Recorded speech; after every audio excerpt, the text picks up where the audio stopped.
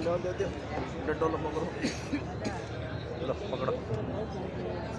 आप है ना, तो थोड़ा सा मतलब बढ़ाते रहना।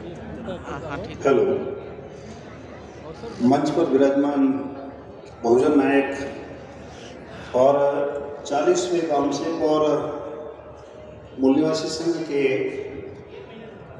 अधिवेशन के अंतिम सत्र में अध्यक्षता कर रहे माननीय वामन मेश्राम साहब, RMBKS के विभिन्न पदाधिकारी और वक्तागण, और साथ ही आज के इस कार्यक्रम में जो अतिथि विराजमान है सभी को हार्दिक जय मूल्यवासी, और देश भर से पधारे हुए सभी साथियों को जय मूल्यवासी।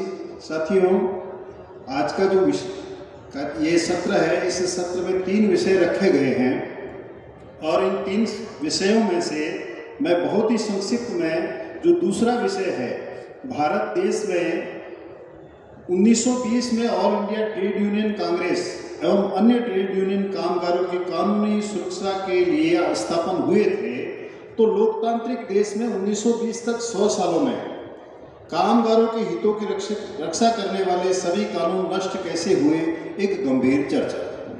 साथियों, इस विषय में हमें इस बात को समझना होगा कि शोषण करने वाले और शोषक विभिन्न कालों में और विभिन्न परिस्थितियों में, चाहे वो अलग अलग नामों से रहे हो, लेकिन कार्य उनका वही रहा। भारत में भी यही हुआ। प्राचीन काल में सिंधु घाटी सभ्यता में जब भारत का व्यापार अनेक देशों में हुआ करता था, और जब ये यूरेशियन लोग यहाँ आए, इन्होंने सभ्यता को नष्ट किया और हमारे लोगों को दुनिया से के संपर्क से काट दिया गया, हमको जातियों में बांट दिया गया और हमको एक बदतर जीवन जीने के लिए बाध्य किया। उस समय साथियों, हमारे पास अंतिम और जो मुख्य पेशा था वो था कृषि या उसके सहयोगी जो उद्यम है वो हमारे लोग चलाते थे। उस काल में साथियों, ये लोग शोषक लोग हैं, वो क्या बन गए? जमींदार बन करके, महाजन बन करके उन्होंने हमारे लोगों का शोषण किया। साथियों, लंबे गुलामी के बाद भारत में अंग्रेज आए, और जब अंग्रेज आए तो अंग्रेज बेसिकली एक न्यायप्रिय प्रजाति है, लेकिन चूंकि भारत में उनको अपना शासन बनाए रखना था, इसलिए उनको जो प्रभावशाली लोग हैं उनको भी संतुष्ट करना होता था। साथियों, ये जो बात चल रही है कि जैसे हिंदू के नाम पर एक होना, सनातन के नाम पर एक होना, ऐसा कोई सपना 1917-18 से पहले इन ब्राह्मणों को नहीं आया था। ये सपना क्यों आया साथियों? जैसा कि आप जानते हैं कि दयानंद सरस्वती कहते हैं कि ये तो गाली है, और SC ST OBC और जो लोग हैं, देश के बहुजन लोग हैं, इनको जोड़ने के लिए इनको ब्राह्मण तो कहा नहीं जा सकता। तो इसके लिए साथियों, हिंदू शब्द का भी कोई महत्व नहीं था। लेकिन 1917 में इंग्लैंड के अंदर वयस्क मताधिकार की मांग उठी, और जिसे 1918 में स्वीकार भी कर लिया गया। जैसे ही इंग्लैंड में वयस्क मताधिकार स्वीकार किया गया साथियों, तो भारत के ब्राह्मणों के कान खड़े हो गए।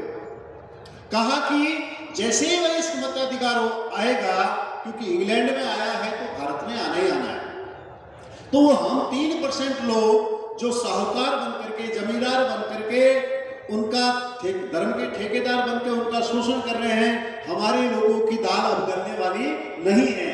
तो साथियों, उन्होंने भारत में आकर के ये जो पहला ट्रेड यूनियन एक्ट बनाया था, वो कांग्रेस के एक बड़े नेता लाला लाजपत राय और उनके साथियों ने ये तिलक की जयंती पर इस संगठन को बनाया। और जिन लोगों ने ये संगठन बनाया साथियों, उन्होंने जो मजदूर वर्ग है, सारे के सारे मजदूर, हम और आप जानते हैं कौन होते हैं, ये हमारे भाई होते हैं, और उन मजदूरों को उनके हितों की और उनके हकों की बात करके उनको अपने चंगुल में ले लिया, और इस प्रकार से इस देश की शासन व्यवस्था को और जो सामाजिक व्यवस्था है उसको पुनः कब्जा करने के लिए उन्होंने ये श्रमिक संगठन बना दिए साथियों। और उसके कारण से 1900 तो पता था कि ये एक्ट भी आने वाला है 1926 में जो ट्रेड यूनियन एक्ट आया। ट्रेड यूनियन एक्ट में साथियों ये नियम डाला हुआ है कि कोई भी सरकार, चाहे वो राज्य की सरकार हो अथवा केंद्र की सरकार हो, जो प्रचलित और मान्यता प्राप्त ट्रेड यूनियंस है, बिना उनकी सहमति से कोई कानून पास नहीं कर सकती।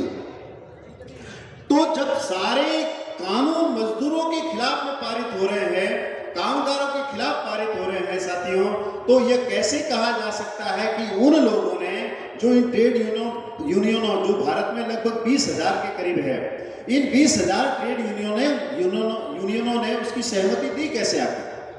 तो इसके पीछे कारण है साथियों, ये ट्रेड यूनियनों को चलाने वाले लोग सारे के सारे शोषण करता है, ये शासक वर्ग के हैं। इसीलिए हमारे व्यक्ति को वो छोटे छोटे लालच बता करके तुम्हारी सैलरी बढ़वा देंगे, तुम्हारे लिए ये कर देंगे, ऐसा करते करते साथियों ये सारी व्यवस्था का सत्यानाश कर दिया गया। सत्यानाश कहाँ कहाँ और कैसे कैसे किया, इस बात को गिनाने का अवसर इस समय नहीं है साथियों।